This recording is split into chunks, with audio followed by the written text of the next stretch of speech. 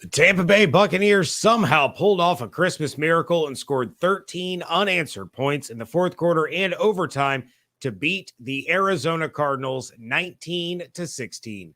Let's go.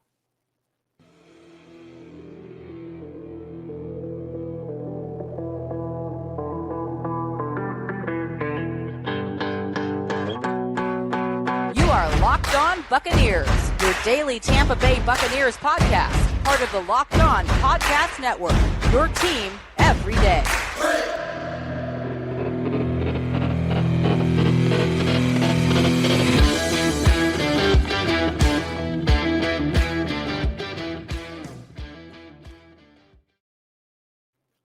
What's up, and welcome to the Locked On Bucs podcast, part of the Locked On Podcast Network, your team every day. We are your daily podcast covering the Tampa Bay Buccaneers, free and available on all platforms, including YouTube, where you are watching live. And we thank you for making us your first listen or view of the day. I am James Yarcho, deputy editor of SB Nation's BucsNation.com, joined by my esteemed co-host, Mr. David Harrison. You can find him over at Sports Illustrated's BucsGameDay.com. And, of course, follow everything on Twitter at Locked On Bucs, at JYarcho_Bucs, and at DHarrison82.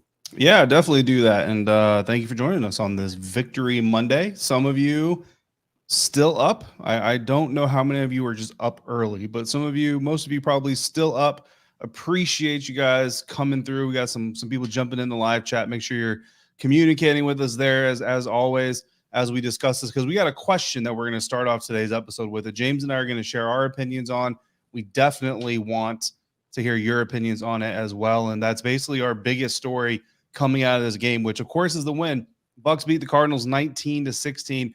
But the biggest effect of this game is that they're now one home win away from clinching the NFC South Division. They can do so next weekend against the Carolina Panthers in Raymond James Stadium, which if you would have said that to start the season, James, I think everybody goes, book the playoff tickets. But this is not the same team that we thought it was going to be in the beginning of the season. And the Carolina Panthers, to be quite honest with you, are not the same team that we thought they were in the beginning of the season or when Matt Rule got fired. So with this team one win away now from clinching the NFC South and punching their ticket to the playoffs, are we happy that the Buccaneers are in this situation right now? Yes and no. Obviously, no, you're not happy that this is the situation they're facing, that they have to win a game against a division opponent just to get back to 500. And in doing so, they're clinching a playoff berth. However, anytime your team makes it to the playoffs, you should be happy about it.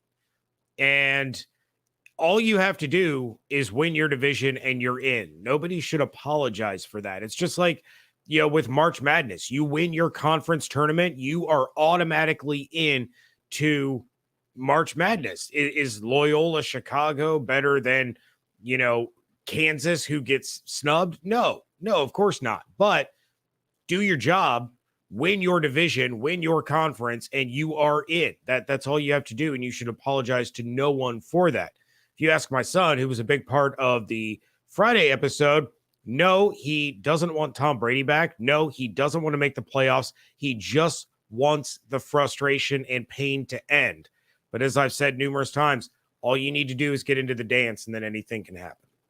Yeah, listen, so I have said many, many times on this show, James, that there are playoff teams and then there are teams in the playoffs, right? The Miami Dolphins were one of those teams in the playoffs not that long ago. Look, the Washington football team 2 years ago, I classified them as a team in the playoffs. Well, guess what? That team in the playoffs gave the eventual Super Bowl champions a run for their money a little bit in the wild card round. All right. So like you said, like getting into the tournament and, again, I kind of go back to Ron Rivera's comments after the Washington Commanders eked out their win Thursday night against Chicago Bears. And everybody basically came out and said, like, yeah, you won, but it was a moral defeat, essentially. And he came out and said, look, it's hard to win in the National Football League. We're not giving any of them back, and we're not apologizing. So kind of echoes what you just said. And Bucs fans, I know some of you guys are Tom Brady Bucs fans, and that's fine. Like unlike some people, I'm not going to be like the real fan this and the real fan that. I appreciate all of you guys, no matter when you join the show or for whatever reasons. But Bucs fans, remember, from January 6th, 2008 to January 9th, 2021, there were no Buccaneers playoff games. So you know what? I don't care if the Carolina Panthers wheel Tom Brady and the Buccaneers into the playoffs for them. Be happy that the Buccaneers are in the playoffs, assuming that is that they get to the playoffs. That is that's kind of my opinion on it. We have some people talking in the live chat. Will Williams thinks that this is a one and done playoff team. Can't pass protect, can't run the ball, and play calling is horrible. I mean, look, there are some there's some legit thoughts in that comment. We're not going to completely disregard that. I would hate to see Tom Brady's undefeated streak against the Dallas Cowboys end in the playoffs. But I also think that the Cowboys are a very beatable team, as Gardner Minshew absolutely and the Philadelphia Eagles almost showed, down some star players. So we're close to a quarterback controversy in Philly. I think Jalen Hurts almost lost his starting job to Gardner Minshew. Hey, we are all Gardner Minshew fans. We're all absolutely. So let's get back to this game though. So that's a good question for next week. And obviously we've got all week to talk Carolina Panthers, and we will definitely talk Carolina Panthers. And guys, continue to share your thoughts in the live chat there. But let's get to this game. Again, 19-16 overtime win. Plays of the game. James, what was your play of the game on Sunday nights going into Monday morning? Mine, I guess you can call it low-hanging fruit, but it really honestly impressed me. And it was the 13-yard pass to Russell Gage to get inside the 20 and set up the eventual Ryan Suckup game winner. Now, before that play, a couple plays before that, Russell Gage had another really, really good catch, took a hard shot to the back. Both he and the Cardinals player were injured on that play. Gage holds on to the ball and secures a first down for the Buccaneers. Couple of plays later, it's the same thing. He is fighting with every ounce of strength in his body for those extra yards, holds onto the ball, gets his leg trapped underneath during the tackle, still manages to hold on the ball, protects it, gives his team an opportunity to win the game. And, I thought he was done. I thought on that play he was done for the year. He gets up, he jogs off the field. To me, that was a great sign. But Russell Gage really stepping up late in the game, down the stretch. This is a couple weeks in a row now. We've seen some good things out of him. So, without that play, if the Bucs don't gain another yard, they are at the 32-yard line, which makes it a 50-yard field goal for Ryan Suckup. And as we've seen, not a gimme for Ryan Suckup from that distance. So without that catch by Gage, we could have ended in a tie, could have seen a Cardinals win. Anything could happen. No, absolutely. Look, it's crazy, man. Every time you see Russell Gage on the field, and this goes back to training camp, you know what I mean? But like, if you see Russell Gage on the field, you see the potential. You kind of see why the Buccaneers went out and got this guy, but he's hurt so often, and you feel for him. I mean, it's not a talent thing. Like, you can't, no, Madden's got injury ratings, but it's not like Russell Gage can go out there and, well, as long as I don't run this flag post or something, I'll not get injured. It's just you feel bad for him, and obviously not the only guy banged up. Prayers out to Josh Wells, who certainly has a long battle ahead of him to get back to playing strength. The Buccaneers now playing with their third left tackle of the season. We'll talk more about the offensive line here coming up, as some of you are already talking about the offensive line in the live chat. And again, shout out to all of you. Thanks to all of you. Of course, thanks to all of everybody listening in the recorded format on audio, and of course watching the video after the live is done. We appreciate all of you for coming through. James, my play of the game, I'm going back to the 11th drive of the game, which I know it's hard to believe, but that was regulation, right? We weren't in overtime yet. So before we got to overtime, we had to get back to a tie game, and it's terrible. You even have to say that this roster with Tom Brady and Mike Evans and Chris Godwin had to battle back to get to overtime against Trace McSorley in the Arizona Cardinals. But hey, that's the situation we were in. A pass play from Tom Brady to Leonard Fournette that went for 44 yards. Down to the Arizona 23. It was a 1st and 10 play, which what have we been griping about all year about them doing on first down, James? Running the ball. They didn't run the ball. Still gave it to a running back, Leonard Fournette, but he took it 44 yards all the way down the field to, again, the Arizona 23, got them within striking range. They end up scoring a touchdown on another pass play to another running back, Rachaad White. Go Sun Devils. And that really kind of got the mojo back working. Almost looked like the Cardinals might answer back, but a fortunate play and a fumble recovered by William Golston kept that from coming to fruition. Eventually, the Bucs did tie this thing up to where we get to your play of the game. Russell Gage, you know what? That's complimentary football there towards the end of the game. ends up getting the game to overtime and ends up getting the Buccaneers the big win. Yeah, Leonard Fournette's longest play from scrimmage this season could not have come at a more perfect time. Bucs really needed that kind of jolt. And Leonard Fournette, I mean, and credit to him, he looked a little slow against the Arizona Cardinals. He looked a little hesitant at times in that game. And on that play, he made a play. You talked to Gronk a couple of weeks ago. He said somebody needs to put this team on their back, make a play, and that energy will trickle down. That play right there, I think that energy trickled down and sparked the offense for the rest of that game. Obviously, they go on to score the touchdown, go on to tie the game, and then win it in overtime. So that was a huge, huge play. We are going to talk about whose stock is up and whose stock is down coming up in just a moment. But first, this episode is brought to you in part by Prize Picks. Just pick 2 to 5 players, and if they will score more or less than their Prize Picks projection, you can win up to 10 times your money on any entry. No competing against other people. It's just you against the projections available. And they offer projections on any sport that you can watch, including the NFL, NBA, MLB, NHL, PGA, college football, men's and women's college basketball, WNBA, NASCAR, tennis, disc golf, cricket, and more. Safe and fast withdrawals currently operational in over 30 states and Canada. So download the Prize Picks app or go to prizepicks.com to sign up and play daily fantasy sports. Our listeners and first-time users can receive a 100% instant deposit match up to $100 with promo code Locked On, all one word, LOCKEDON, for a 100% instant deposit match up to $100 at Prize Picks.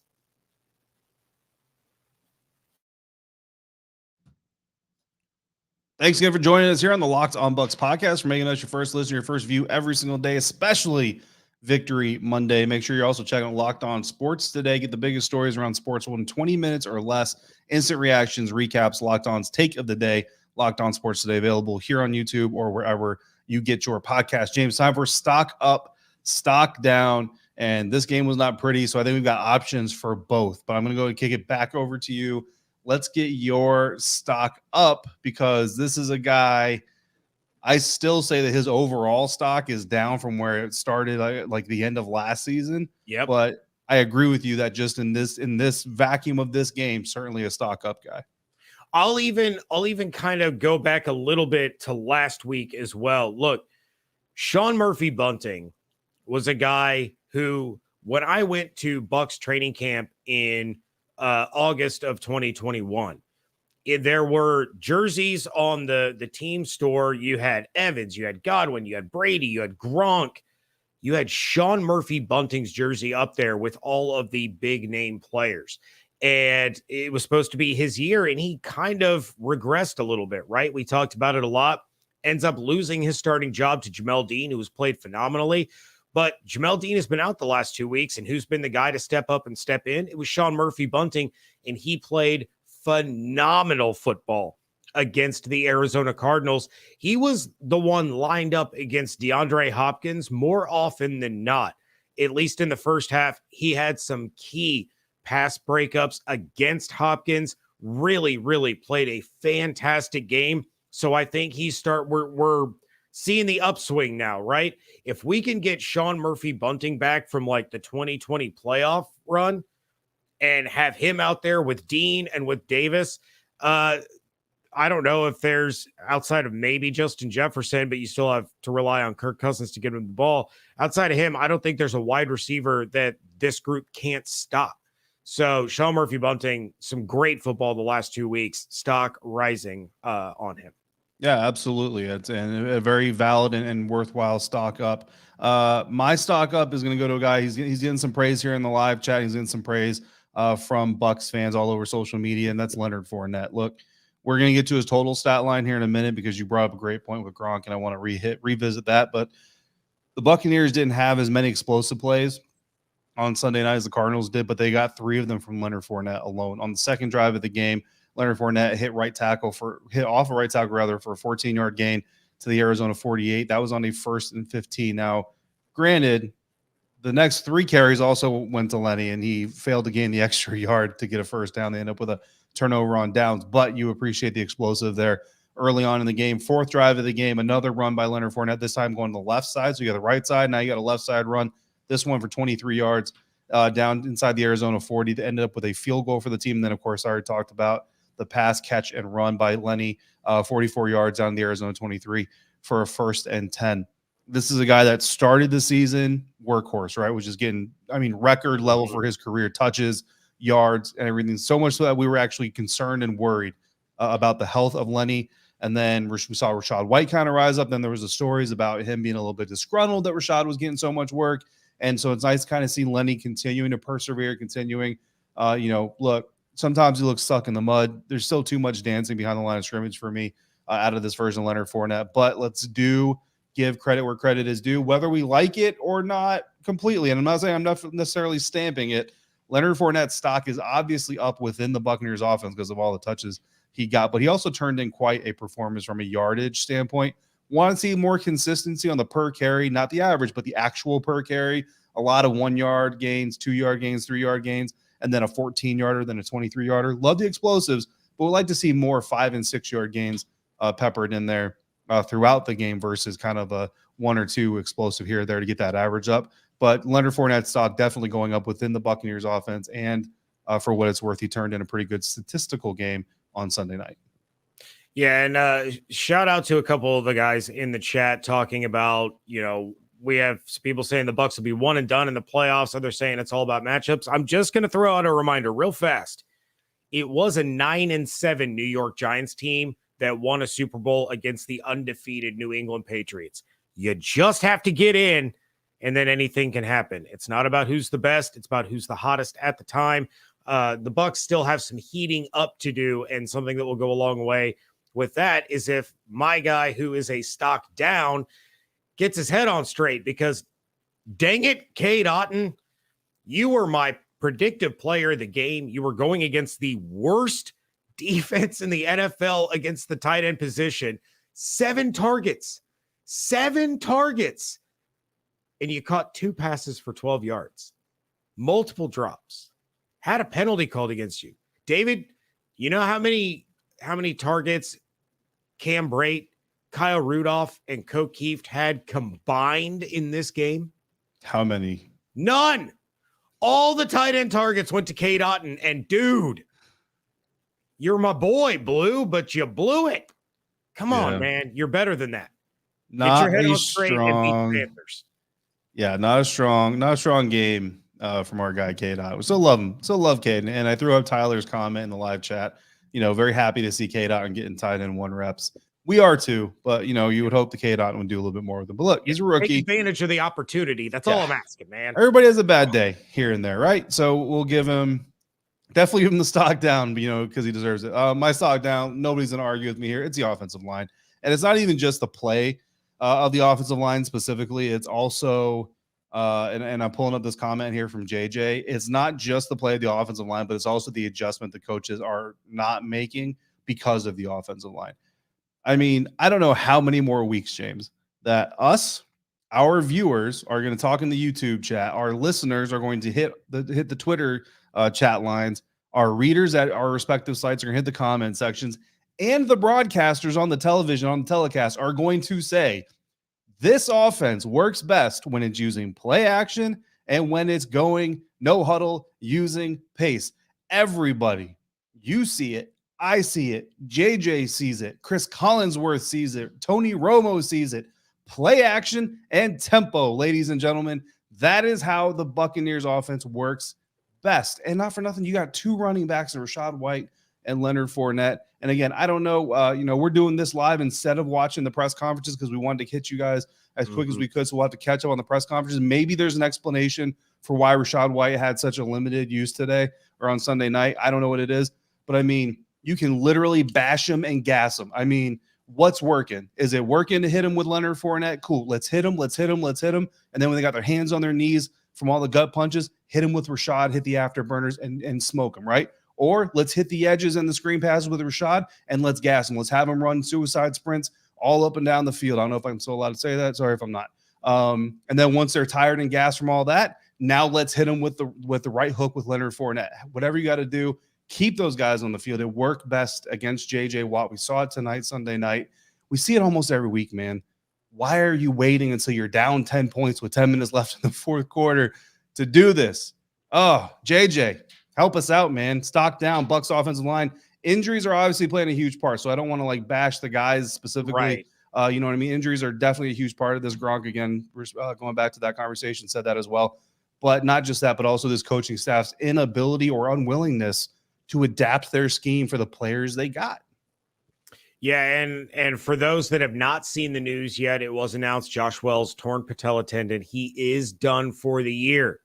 So, yeah, I know we've been hard on Donovan Smith. Our viewers and our listeners have been hard on Donovan Smith, but y'all have seen now what it's like without Donovan Smith, and it's not pretty. You're going to want him back sooner than later. But David, we are going to also real quick shout out. We got a Vikings fan in the live chat. Yeah, shout we out do. to Aiden the Viking. I don't even know why we have a Vikings fan here, but I'm pumped that we got a Vikings fan here. So he was one of the ones talking about the Bucs being one and done, and it started a whole conversation. And he just said, he eventually said, respect to you Bucs fans, but Skull and hey, I love me some Justin Jefferson, man. He is so much fun to watch, and our viewers and listeners, many of them are still upset that the Bucs didn't draft Dalvin Cook. But yes. David, we are going to pass out game balls here in just a moment. But first, did you know that driving high is considered driving under the influence? That's right. Driving under the influence of marijuana is against the law in every state, even in states where marijuana is legal. That means driving high could get you a DUI. And if you think law enforcement officers can't tell when you're driving high, you're wrong. Your friends can tell, your coworkers can tell, your parents can tell, everyone can tell. So what makes you think that law enforcement officers don't know when you're driving high? Driving under the influence of marijuana can slow your response time and change how you perceive time and speed. So even if you think that you're fine to drive when you're high, you're not, because the bottom line is if you feel different, you drive different. Driving high is driving under the influence. So remember, drive high, get a DUI. Paid for by NHTSA.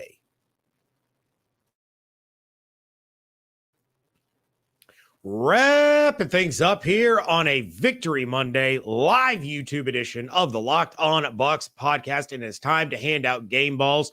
Everybody in the chat, we appreciate you. We thank you for joining. Drop your game balls into the chat. Let us know who kind of your player of the game is. But David, we're going to start off with the first game ball going to Leonard Fournette. 29 touches, 162 total yards. He had the longest play of his season, set up that Rachaad White touchdown, and really, really sparked the offense. And I mentioned Gronk. You said you wanted to kind of circle back to that. So, sir, the floor is yours. Yeah, I mean, look, you go back to that Gronk interview, right? It was great speaking to him, obviously, and having him on the show. But he mentioned that someone on the offense needs to step up, like you said. But he said specifically, someone needs to go out there and throw a 150-yard game on the opponent and watch that energy trickle down. Leonard Fournette, 162 total yards. So we heard you. And if Rob had said 150 yards and 2 touchdowns, maybe Leonard Fournette would have gotten the end zone. But Rob only asked for 150 yards, so he got 150 yards. So now let's see if that energy trickles down through the rest of the team. And yes, James, I don't know if this is you, James, or somebody else, James, but yes, James, they absolutely should have challenged that Trace McSorley's sneak. I don't know what was going on there. So that is not me, James, but I agree with that, James. And I feel that all James are wonderful people. Our second game ball, David, is going to go to the man, the myth, the legend, the leg. Ryan Suckup, 4 for 4 on the night on his field goals, hits the game winner under the pressure from 40 yards out.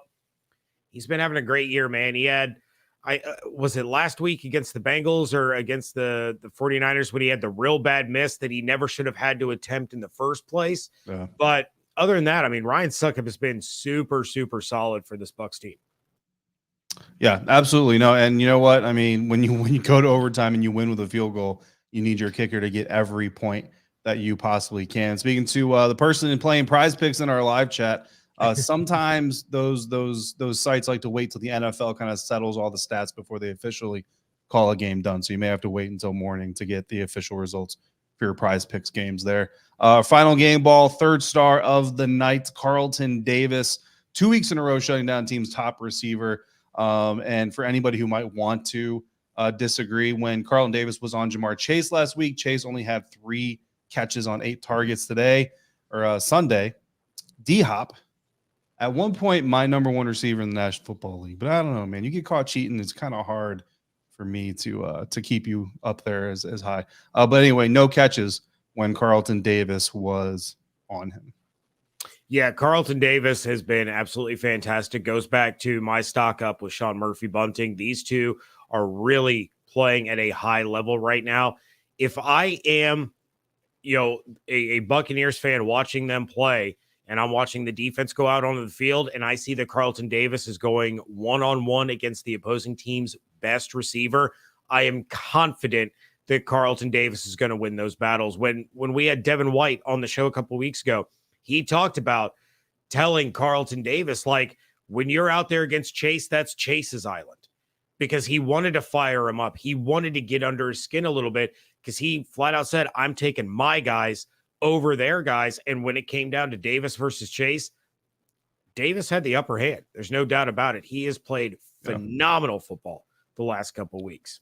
Yeah. Roger at Mike Evans needs 1,000 yards. According to my preliminary math, again, the NFL likes to adjust stats. 917 yards. Yeah, I was where going to say Mike Evans currently sits.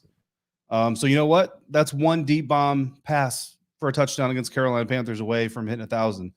I mean, he could have already had that, but let's see if he gets that. I need to know in the chat, Roger, is this a reference to the prequel trilogy? Roger. I mean, I even get that reference, and I'm not even a Star Wars I'm just asking. You all know I love my Star Wars. So Leonard Fournette, Ryan Suckup, Carlton Davis. There were some other good ones out there. Lindsay in the chat saying they thought we were going to lose this game. We all thought the Buccaneers were going to lose this game. We're all right there with you at some point in time.